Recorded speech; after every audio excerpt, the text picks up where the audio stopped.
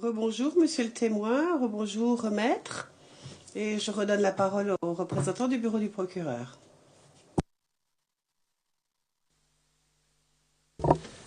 Thank you once more, Your Merci, madame, messieurs les juges.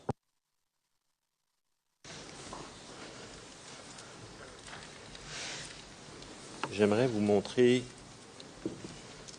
un autre document afin de nous situer, ou on tente de situer la Chambre sur la question des responsabilités nouvelles de M. Detoletto, du général Detoletto, lors de la crise, en tant que commandant responsable des opérations à Abidjan. Alors, j'appellerai la pièce 0044 0026.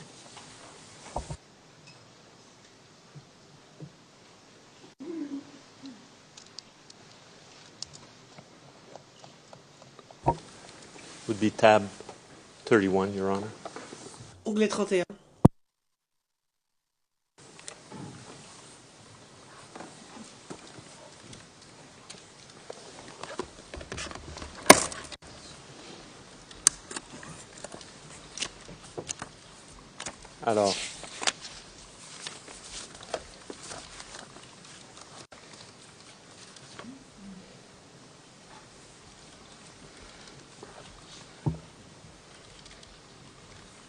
Alors, encore une fois, je note et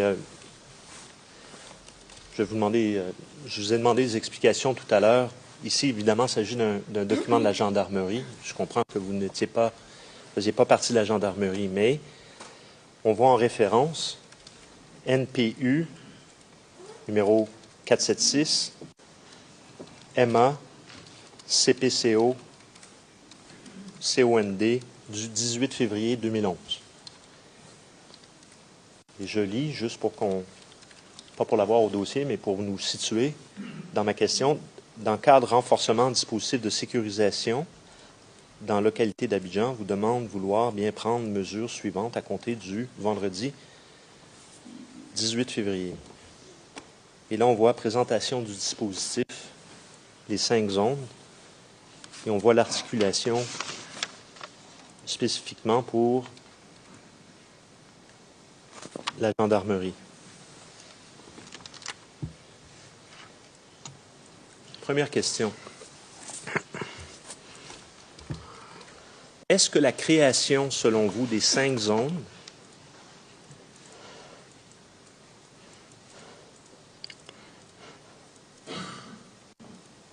en 2011, selon le document que nous voyons ici, est-ce que c'est ça qui a mené à c'est concomitant à la nomination de M. Detoletto comme responsable des opérations?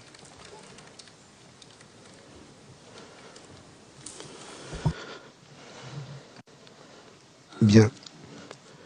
Lorsque le chef d'état-major a pris la décision de faire cette articulation, il en informe les autres forces, première et deuxième catégorie.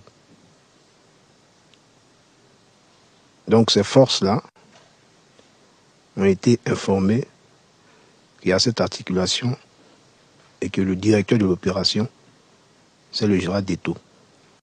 Maintenant, la situation qui prévalait a emmené le chef d'état-major à engager, selon les missions, les autres forces. Parce que le théâtre à Abidjan était, je dirais, un peu particulier. Il y avait des combats, il y avait aussi de l'insécurité d'ordre public. Donc, à partir du document de base, les autres forces, comme ce document-là, la gendarmerie notamment, s'insèrent dans le dispositif. Donc, avant que la gendarmerie n'émette, le commandement supérieur de la gendarmerie n'émette ce message, déjà, en amont, le chef d'état-major avait déjà fait son articulation et nommé quelqu'un pour être le chef.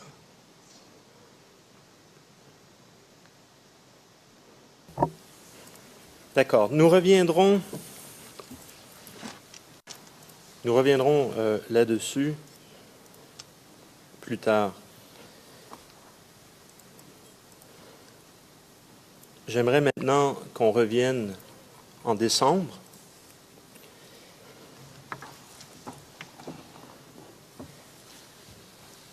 À votre connaissance, c'est-à-dire selon votre souvenir, pardon,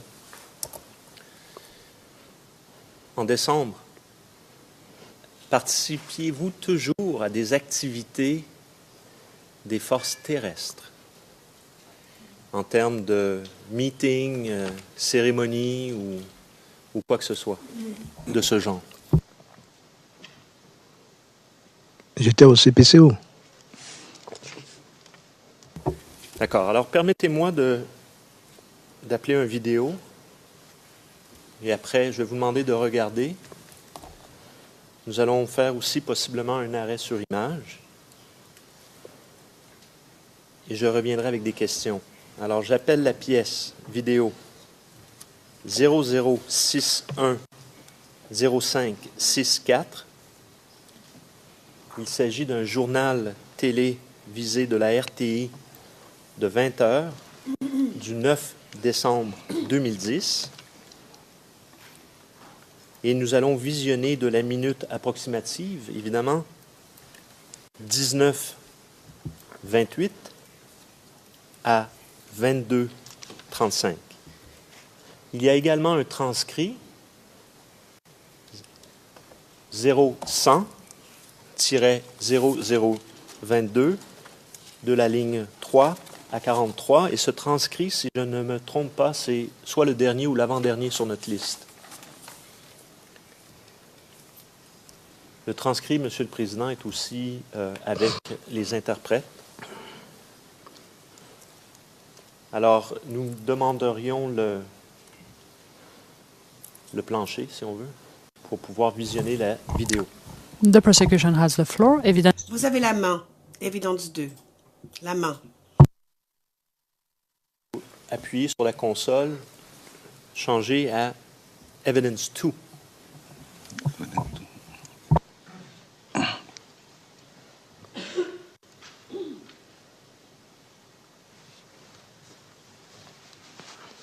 Un mot sur la sécurité de la Côte d'Ivoire et des Ivoiriens. Il y a eu réunion aujourd'hui au commandement des forces terrestres. Le général de brigade d'Eteleto a réuni tous les chefs de corps des unités placées sous son commandement pour faire le point de la situation. D'abord, il les a félicités pour leur comportement en ces temps difficiles. Ensuite, il les a appelés à une vigilance accrue.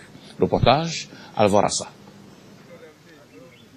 Après plus de 10 jours du second tour de l'élection présidentielle, le général de brigade Firmin Eteleto, commandant les forces terrestres, a réuni ses hommes pour leur délivrer le message de la hiérarchie des forces en ces heures délicates pour la Côte d'Ivoire.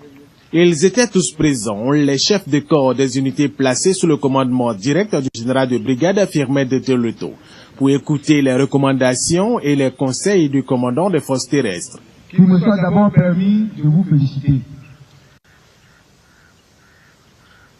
Vous féliciter pour le courage et la détermination que vous affichez depuis le début du processus électoral.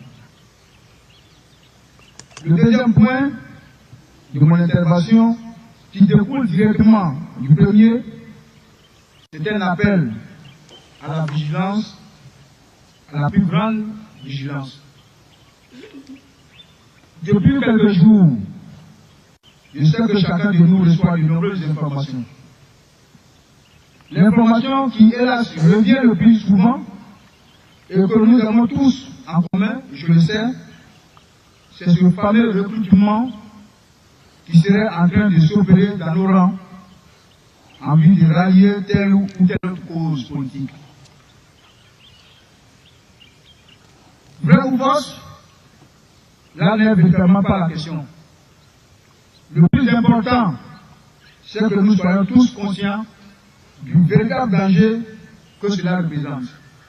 Nous sommes militaires, nous sommes des agents de l'État de Côte d'Ivoire, avec pour mission de défendre l'intégrité du territoire et la vie de nos populations. La crise que vit en ce moment notre pays est politique. Et il faut laisser la politique là où elle se trouve, c'est-à-dire aux politiciens. Parce qu'il faut respecter les lois, même lorsqu'on les désapprouve. Parce que c'est sur les lois et à travers elles que reposent les fondements de la société humaine civilisée. Il est évident qu'il n'y a jamais d'issue militaire à ce type de conflit. Ne nous laissons pas acheter, détourner ou distraire des véritables objectifs. Ce serait la chose la plus indigne de la tenue militaire. Les militaires présents ont pris bonne note de ces félicitations et de cette exhortation à la vigilance du comité afin de les relayer dans leurs unités respectives. Les activités ont... Nous allons revenir. Nous allons faire un arrêt sur l'image.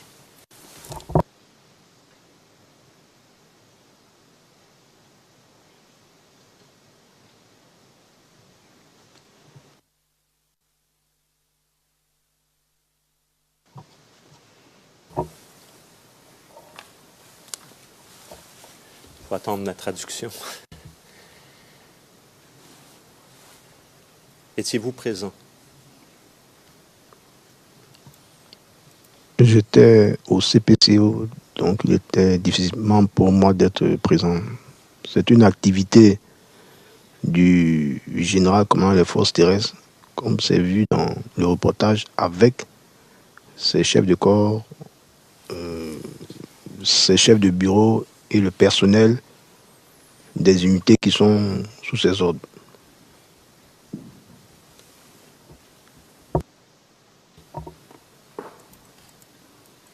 Si vous me permettez, Monsieur le Président, une petite seconde pour que je consulte mon collègue.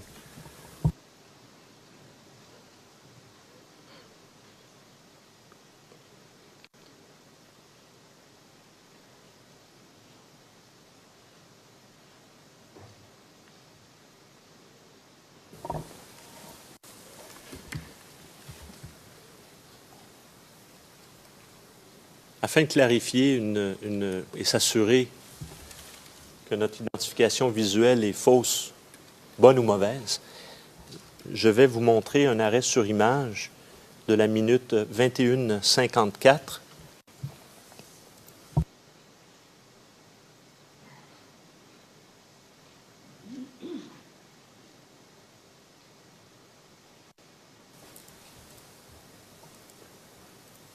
Est-ce vous, avec le visage tourné vers la gauche? Visiblement, ce militaire en casquette avec le visage tourné vers la gauche aborde le galon de sous-officier, précisément de sergent.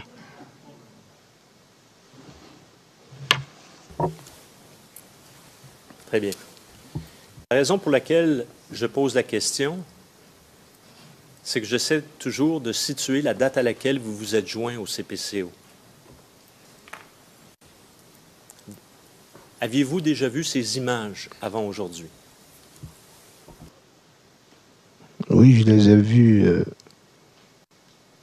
lors de mon interrogatoire avec les agents de votre structure.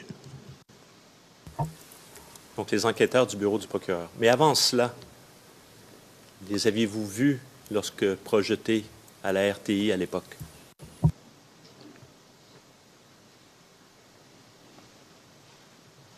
Je ne sais.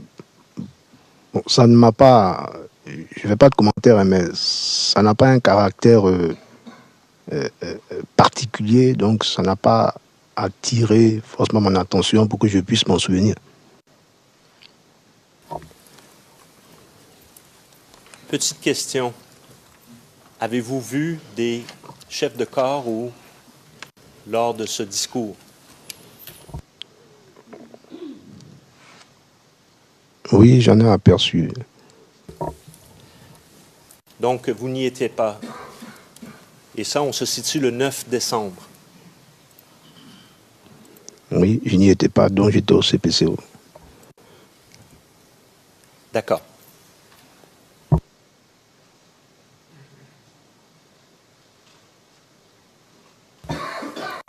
Je vais maintenant appeler un document qui est déjà sur la liste des éléments soumis à la Chambre, mais juste pour une ou deux questions. La pièce, et donc on vous remet la main, Madame le greffier, 0071-0152.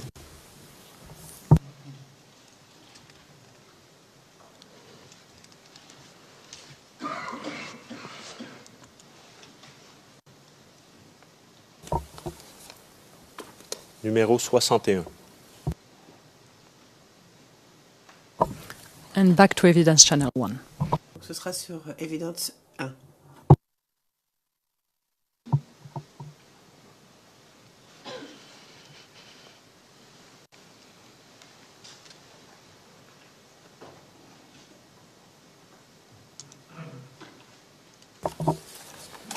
Vous voyez le document? Oui, je le vois.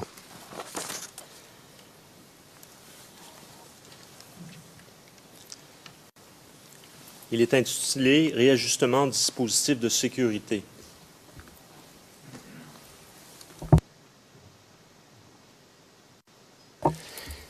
Donc, vous êtes au CPCO. Vous rappelez-vous avoir discuté de cet ordre qui émane du chef d'état-major au sein du CPCO, à savoir ce qui semble constituer un blocus à l'hôtel du Golfe? Bien. Il y a eu plusieurs ordres qui ont été émis de la part du chef d'état-major par rapport, comme se dit ici, l'objet, réajustement du dispositif. Donc il y en a eu plusieurs. Parce que la conduite des opérations, c'est ça aussi. Donc, pour tel message précis, me demander si je m'en rappelle ou si j'étais à la discussion, c'est un peu difficile pour moi. Mais ce que je peux dire, c'est que ça faisait partie de la conduite. Et la conduite, précisément, c'est le J3, comme je l'ai présenté tout à l'heure dans le travail un peu du CPCO. Donc, un réajustement, c'est le J3. Je ne suis pas étranger à cela, mais c'est le rôle du J3. Monsieur le Président. Maître Ndri. Maître Ndri. C'est le procureur qui a parlé de blocus. Le témoin n'a jamais encore employé ce mot depuis que nous sommes là. Et dans le document qui est produit ici, je ne retrouve pas ce mot. Juste faites cette observation.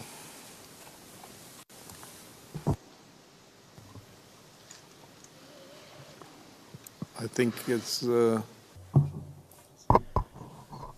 Je pense que cette observation est en effet assez fondée. Monsieur le témoin, vous avez discuté précédemment de votre rôle. L'un de vos rôles était l'anticipation.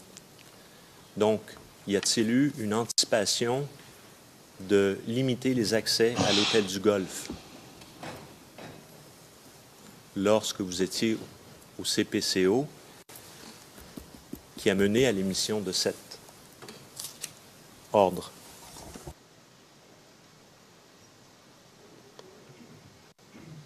Comme je l'ai dit, hein, s'il y a eu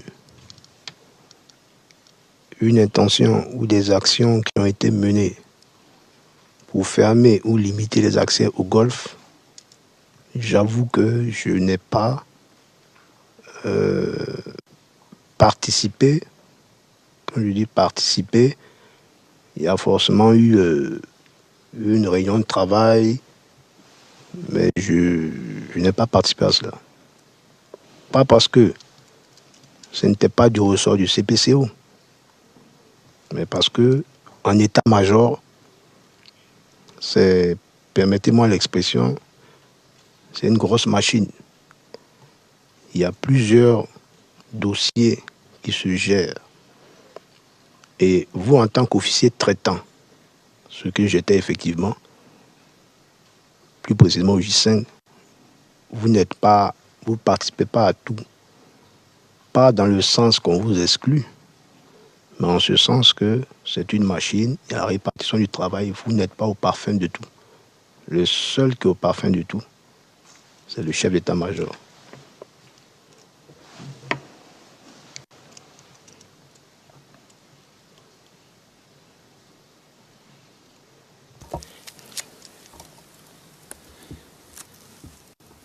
À cette date, au moment de cette... on se situe au début, si on veut, de ce que moi j'ai appelé un blocus, de cette ordonnance de limiter l'accès à l'hôtel du Golfe. Le général Detto-Letto était-il responsable de la conduite des opérations sur le terrain?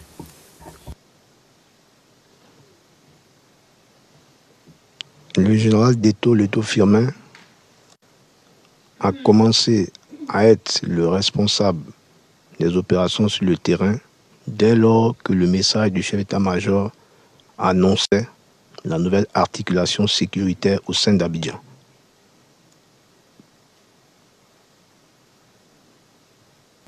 D'accord. J'aimerais maintenant appeler la pièce CIV OTP 0071 0154.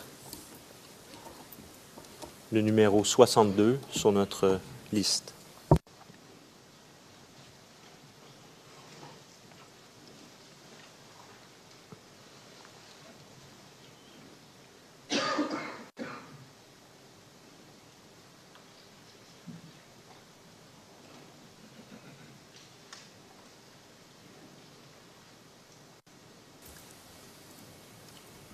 Je vais parler en anglais. Your Honors, with your permission, maybe... Si vous me le permettez, il serait peut-être utile d'avoir une copie papier. C'est un document recto verso de 4 pages et je pense que le témoin bénéficierait énormément de travailler sur une copie papier. Le président est bien donné au témoin, s'il vous plaît. Merci.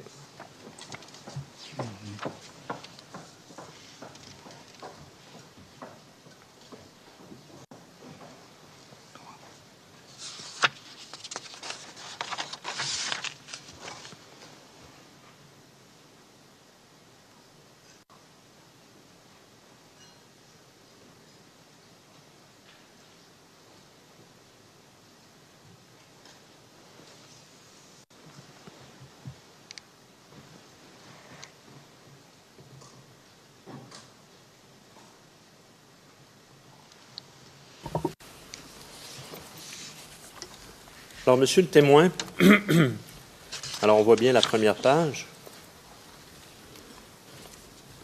SEMA/CPCO, et c'est signé par le colonel Sacco.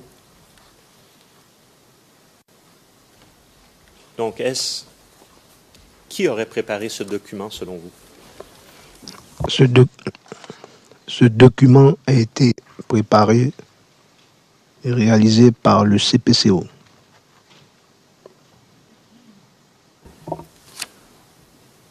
Et en regardant ce document, qui l'aurait rédigé, qui l'aurait pondu, dans le fond?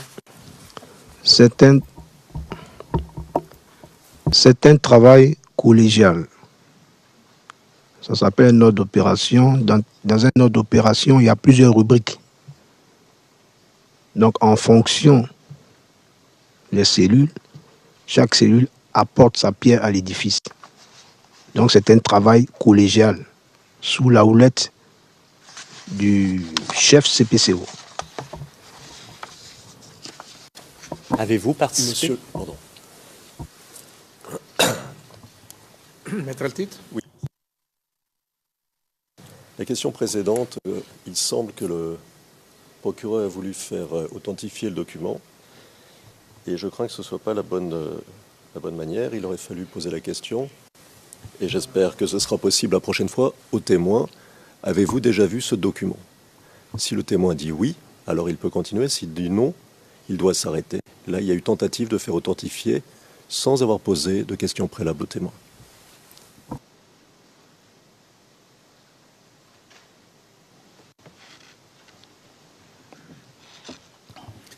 I didn't see it like this. Je n'ai pas vraiment vu les choses sous cet angle.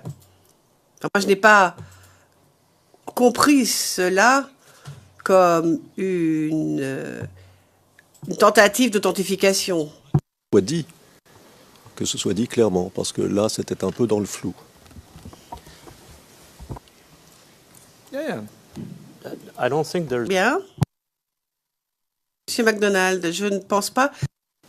Le président, Monsieur MacDonald, qu'avez-vous à dire? Monsieur MacDonald, ce qui m'intéresse, c'est la teneur du document ainsi que sa forme. Le témoin travaille au CPCO. Et lorsque j'ai été interrompu, je lui ai posé une question simple. J'aimerais bien la poser, d'ailleurs, si vous me le permettez. Frago 69.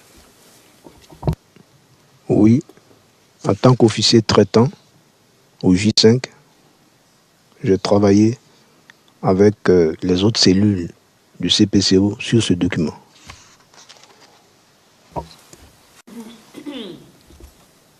Je présume que ça... Please go ahead. Poursuivez, s'il vous plaît. C'est quoi un frago? Quelle est la signification de l'acronyme? Un frago, c'est un ordre en cours d'action. C'est-à-dire, vous avez le déclenchement d'une situation qui fait l'objet d'un ordre d'opération qu'on abrège OPO, et au fur et à mesure que la situation évolue, il peut y avoir des changements. Soit changement de situation, accompagné parfois de changement de mission ou changement d'articulation. Donc le frago, il émane de l'ordre d'opération initial et vient expliquer les nouvelles dispositions à prendre par rapport au type de changement sur le terrain ou ce qui pourrait bien arriver. C'est le frago.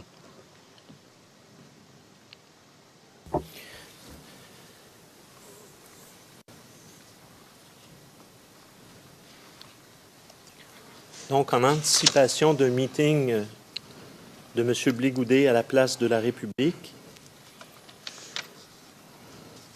il y a un ordre qui a été émis du CPCO afin de protéger cette manifestation de la jeunesse patriotique. Oui, pour protéger la manifestation ponctuelle, mais dans le cadre de la sécurisation de la ville d'Abidjan.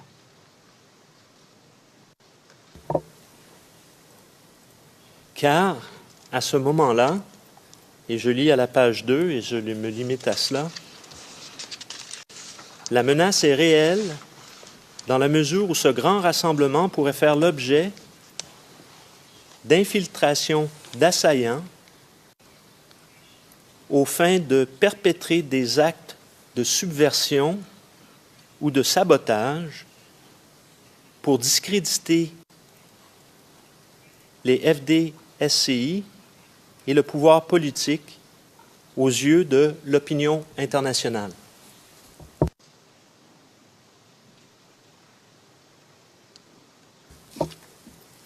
Donc, ma question, c'est-à-dire, est la suivante. À votre connaissance, combien de démonstrations de l'autre côté durant cette période, soit des membres du RHDP ou de jeunes pro-Ouattara, pour lesquels vous avez émis un tel ordre pour les protéger?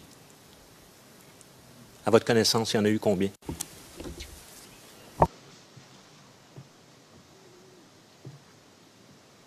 avec votre permission, j'aborderai la question autrement.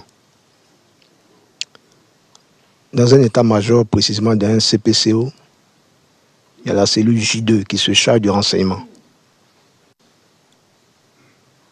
C'est deux.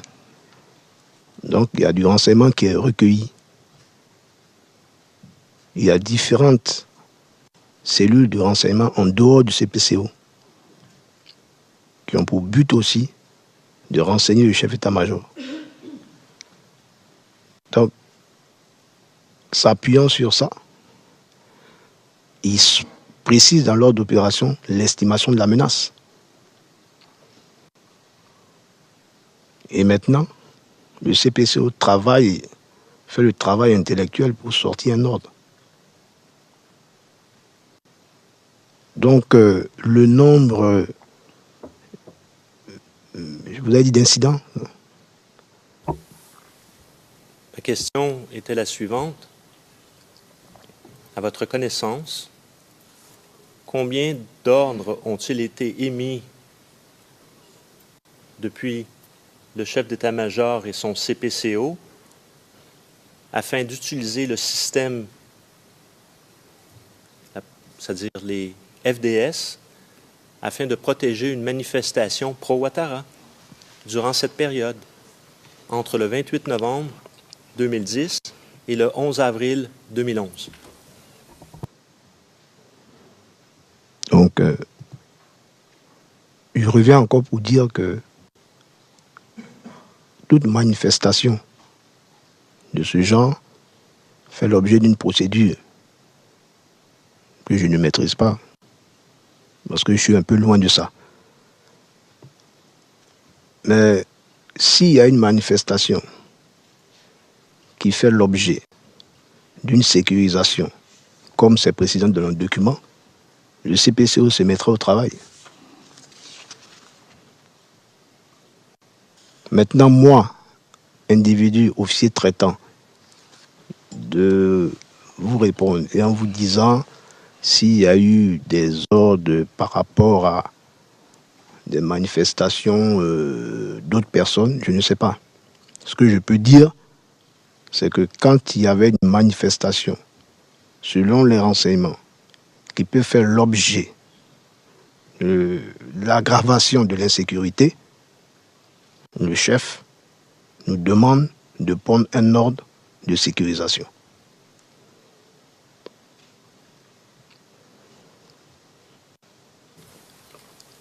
Très bien.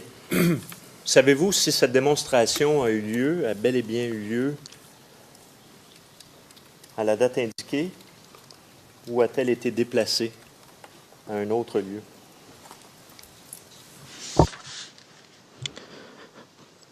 Je pense que ça a eu lieu. Parce que bon, c'est un peu lointain des manifestations. Il y en a eu plusieurs de cette communauté de jeunes. Donc je ne saurais dire si ça a été réalisé ou reporté. Très bien. Déplaçons-nous maintenant au 11 janvier 2011.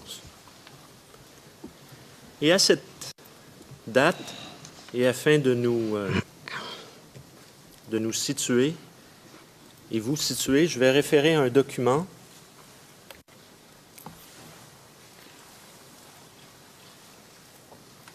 si vous me permettez une petite seconde.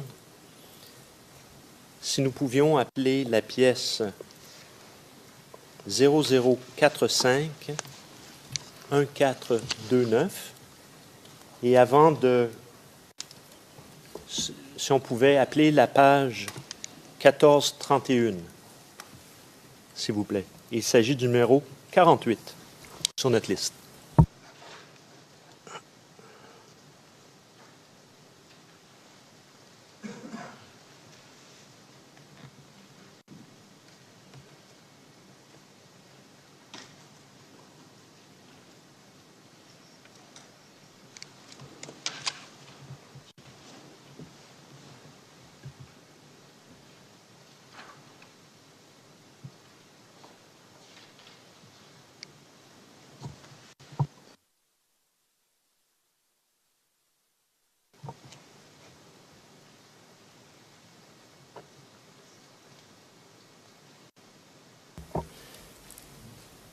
Alors,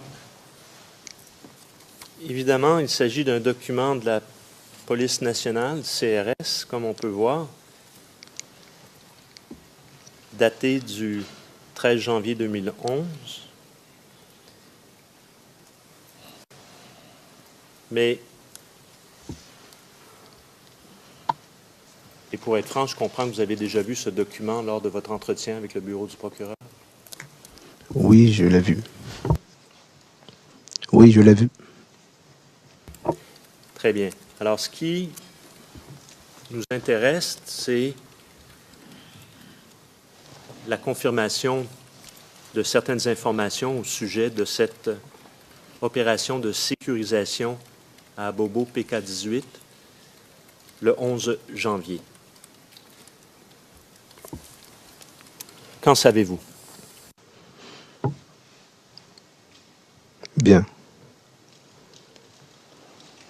Selon les renseignements, Abobo PK-18, principalement aux alentours du Grand Carrefour, d'un rayon de moins 1 kilomètre, les renseignements ont fait état de positions occupées. Excusez-moi, j'utiliserai les termes de mon jargon, c'est-à-dire les termes tactiques. Donc PK-18 était une position occupée, était une position tenue. Et les renseignements faisaient état de cache d'armes, de personnel correctement armé. Donc en un mot, l'ennemi était largement présent. Alors, cette opération qui a été menée était une opération de police en vue de dénicher ces dites caches d'armes ou éventuellement des combattants. Alors l'opération a été pensée par le CPCO après une reconnaissance, infiltration, reconnaissance de personnes en civil pour au moins voir l'étendue de la zone. Ensuite, a été décidée une opération de bouclage, qui est une opération de police. Il s'agissait, d'une part, de permettre aux forces de 2e et 3e catégorie, j'entends par là la gendarmerie et la police, de pouvoir réaliser des fouilles dans la zone.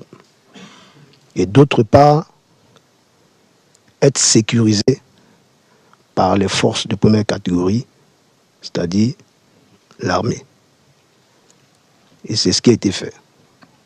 Donc pour me résumer, la zone est bouclée par les militaires pour permettre aux gendarmes et aux policiers d'effectuer cette action de police.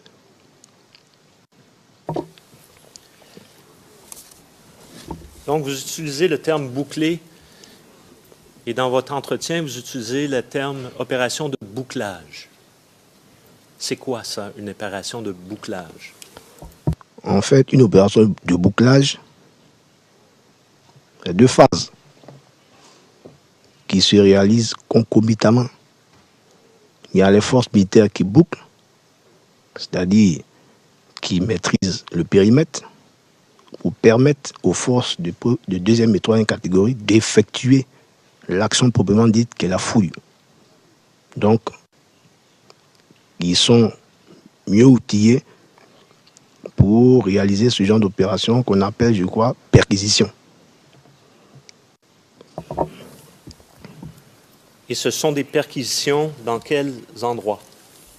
Dans la zone décrite, mais là, bon, j'ai dit le carrefour de PK-18 et ses alentours d'un rayon minimum d'1 kilomètre.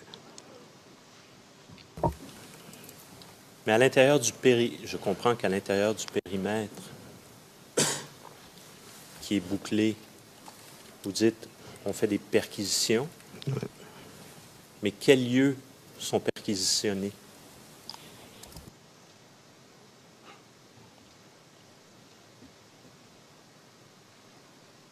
Bien. Je vous ai dit qu'il y a eu du renseignement. Sans cela, aucune action ne peut se réaliser. Mais là, il faudrait peut-être... malheureusement, le J2 n'est pas là. Mais sinon, les gendarmes et les policiers, je ne sais pas si on appelle ça comme ça, ils ont le flair. Ils sont dans une zone, on leur a dit qu'il y a des armes, qu'il y a une telle situation.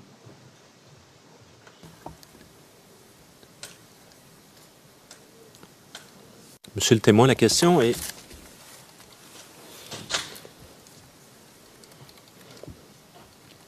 Concrètement,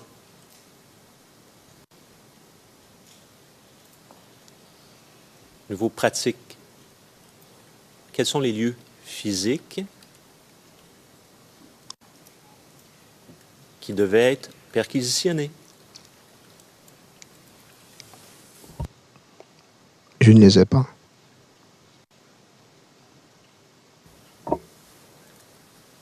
Vous rappelez-vous avoir été questionné sur le sujet lors de votre entretien avec le bureau du procureur? Oui, je me souviens. Vous rappelez-vous ce que vous avez dit, justement, à savoir quel lieu physique devait être perquisitionné?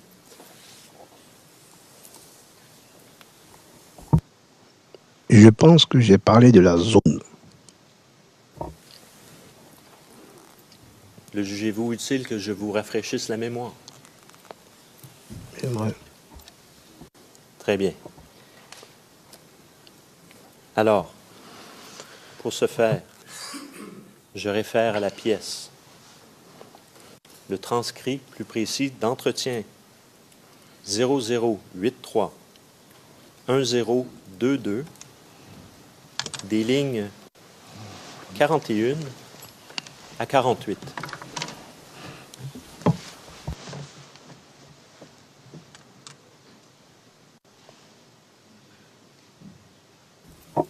Et je vais citer. Je ne sais pas, on va peut-être même afficher pour que vous puissiez voir vous-même. Je vais en profiter pour prendre le transcrit.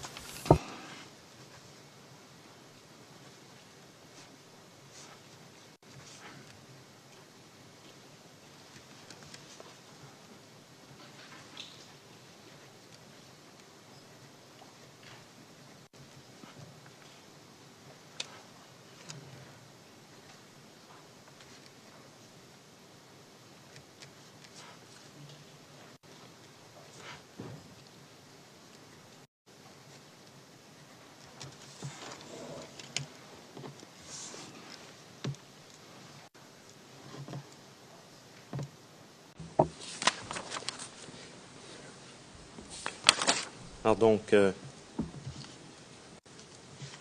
transcrit qui se termine par la première page 10-22, ligne 41 et suivante.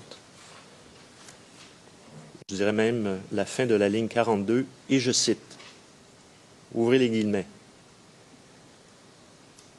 parce que l'opération qui devait être faite, c'était un bouclage.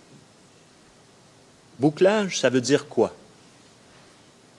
C'est une opération de police, en fait. Bouclage, on encercle et la police et la gendarmerie pénètrent dans les maisons et tout pour faire une fouille. C'était ça, l'opération. Donc, nous, on était chargés de planifier cette opération. Fermez les guillemets. Vous rappelez, est-ce que ça vous rafraîchit la mémoire? Oui.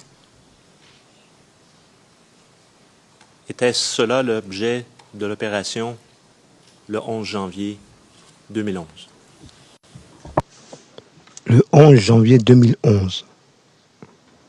était prévue une opération de bouclage pour objectif de fouiller une zone où, selon les renseignements, se trouvaient des armes et des combattants.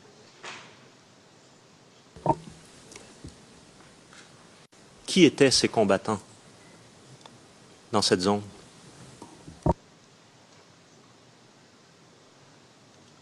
Je ne pouvais pas, et je ne peux même pas jusqu'à ce jour donner un nom. Par contre, nous employons le terme ennemi. C'est de savoir, comme on dit, la NVA, la nature, le volume, l'attitude et la position de l'ennemi. Mais à notre niveau, son nom m'était toujours inconnu. Je veux dire, au niveau où nous nous trouvons. Ceux qui vont faire le bouclage, on essaie, selon les renseignements, de leur définir une NVA. Qu'est-ce qu'ils sont susceptibles de voir? Qu'est-ce qu'ils sont susceptibles de rencontrer? Et les renseignements faisaient état, je n'ai pas les détails parce que ça fait des années, mais on recherchait des armes et des combattants.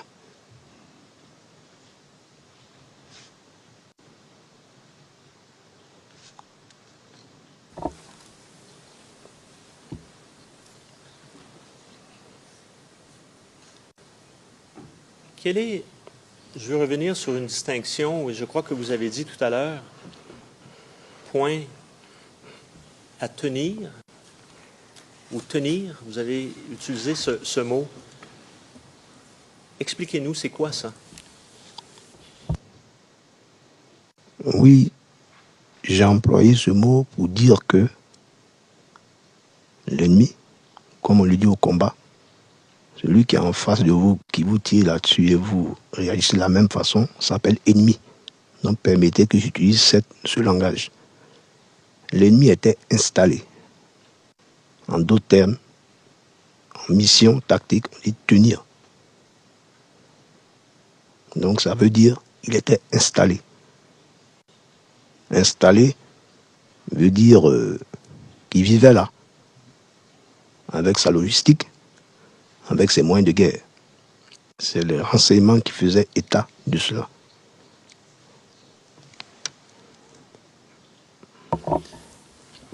Donc, c'était une opération. Je vais retirer ma question, pardon. Donc, un point à tenir, c'est lorsque l'ennemi tient ce point. Oui, c'est cela. Et un point tenu, savez-vous c'est quoi? Un point à tenir, un point tenu. Un point tenu, tactiquement parlant, c'est un point ou une zone que l'ennemi contrôle.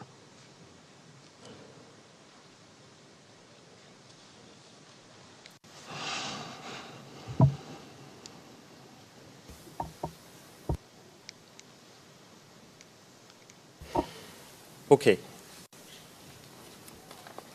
J'aimerais juste qu'on confirme une chose dans ce document.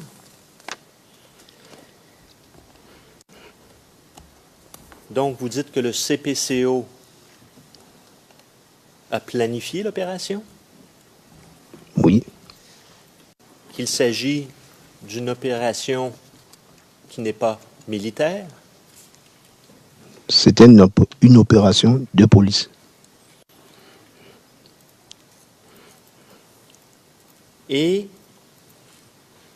nous avons ici information qu'il y a eu un rassemblement à 3 heures du matin sous vos ordres. Est-ce que vous confirmez cela?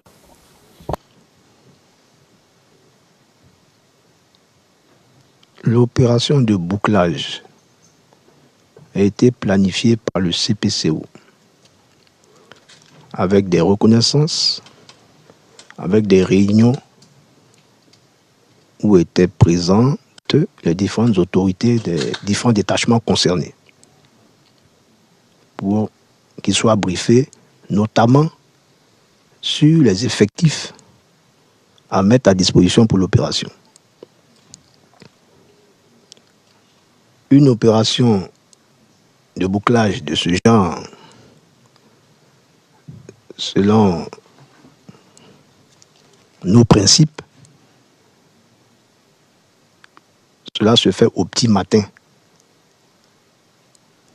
pour permettre à l'action proprement dite de police de contrôler tous ceux qui sont susceptibles d'être contrôlés. Donc le rassemblement va se faire, bien évidemment, très tôt. Maintenant, le rassemblement sous mon commandement, ce n'est pas en ces termes. C'est le CPCO qui rassemble toutes les forces concernées et à partir de là, les forces se déploient. À votre connaissance,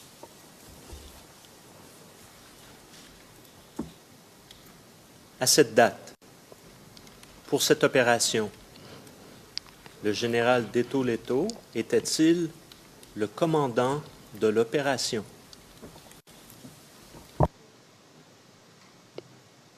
L'opération précise a eu un chef qui était un colonel de gendarmerie.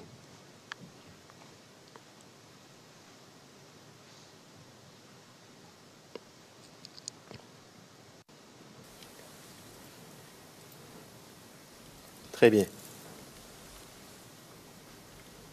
Le rapport, et c'est déjà en preuve devant la Chambre, lors de cette opération de bouclage, il y a eu perte de 2 hommes au sein des forces de défense et de sécurité et également quelques blessés.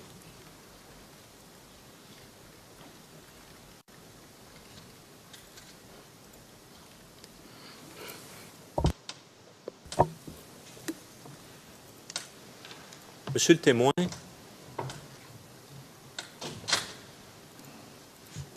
lors d'un Conseil des ministres, dans les jours qui ont suivi, on utilise l'expression « coup de poing » et je peux appeler le document, s'il vous plaît, qui est le 0025 0897.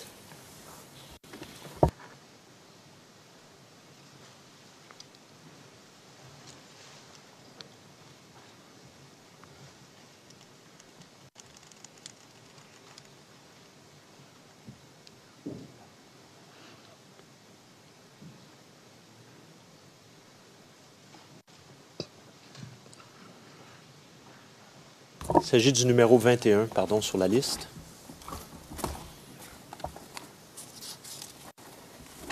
Et si on pouvait appeler la page numéro... Non, la première page. La page, donc, 0897.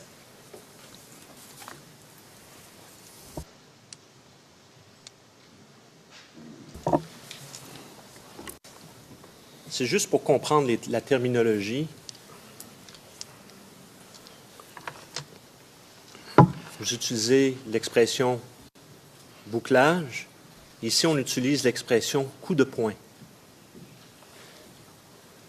Je ne demande pas la signification d'une opération coup de poing en 1990, ce que ça pouvait signifier en Côte d'Ivoire. OK? Je vous demande en 2011, un 12 janvier, à votre connaissance, connaissez-vous cette expression-là, coup de poing?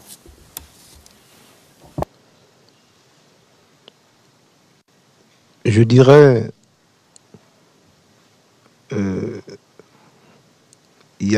c'est à prendre en compte. Il y a 3 niveaux, sinon 4 niveaux de réflexion et d'action. Donc à chaque niveau, c'est terme. Il y a le niveau politique, le niveau stratégique, opératif et tactique. Moi, personnellement, en tant qu'officier traitant, je me situe au niveau tactique, voire opératif. Donc, un comité ministériel, c'est un niveau politique qui frôle un peu le stratégique. Alors, les termes qui sont employés là-bas me sont étrangers. D'accord. J'aimerais maintenant appeler la pièce 0045 0359. Il s'agit d'une pièce du 12 janvier 2011.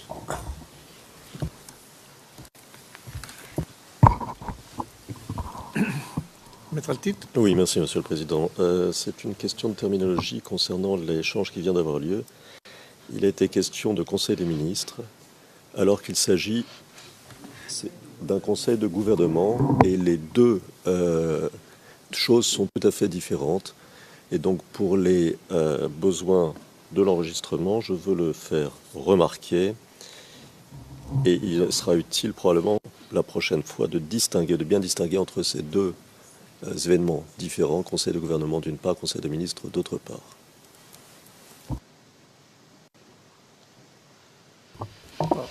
My mistake, Your Honor. My mistake. Monsieur MacDonald, autant pour moi, Monsieur le Président. Le Président, Maître Hendry. Le Président, profitez en même temps pour une correction. À la page 50, ligne 27, coup de poing, la transcription anglaise, page 52, ligne 12, est traduit comme un coup d'État.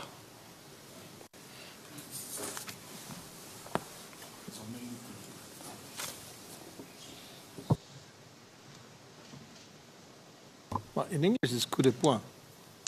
Le Président en anglais, ça dit coup de poing. Ah, translated as crackdown. Ah, vous voulez dire que ça a été traduit par le mot anglais crackdown. Wow. Operation Fist, Iron Fist. L'opération point, coup de poing et point de fer. Le Président, nous allons nous occuper de cela. Merci. Excusez-moi, juste pour une question de... Qui était le colonel, de la gendarmerie qui était le commandant chargé des opérations cette journée-là, du 11 janvier 2011, toujours? C'était le lieutenant-colonel Goué Léopold. Merci. Donc,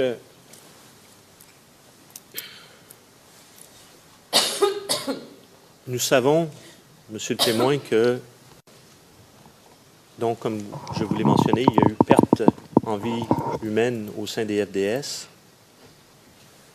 ainsi que des blessés lors de cette opération.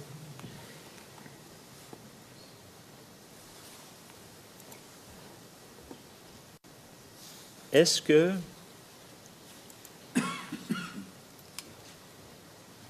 et donc je réfère au document 0045-0359. Ici, il est indiqué que le 12 janvier, il y a un débriefing par le colonel Sacco, qui est le chef, ici c'est indiqué chef des opérations au CPCO. Et que le colonel Sacco réfère à Abobo comme étant désormais déclaré zone de guerre.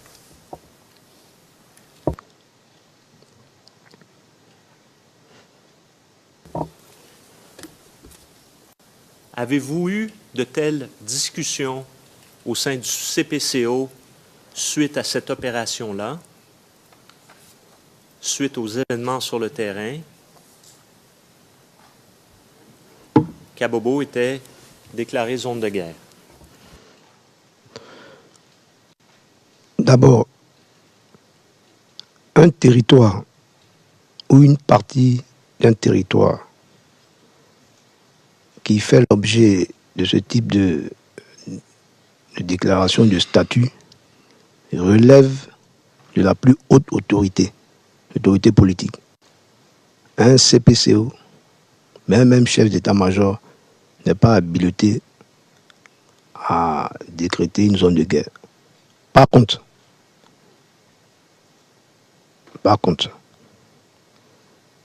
Je reconnais que les termes peuvent être galvaudés ou utilisés ça et là. Mais l'esprit, je vous ramène encore au niveau tactique opératif. Abobo était une zone de combat. Alors la zone de combat peut être définie,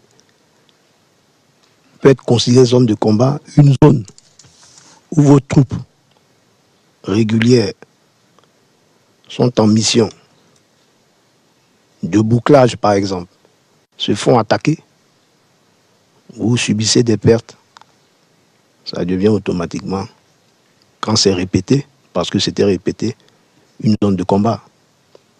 Maintenant, la déclaration que Kabobo était une zone de guerre, là-dessus, je ne peux rien dire.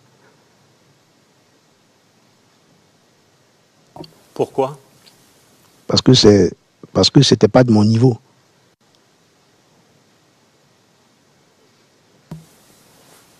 Quelle autorité peut déclarer à Bobo une zone de guerre?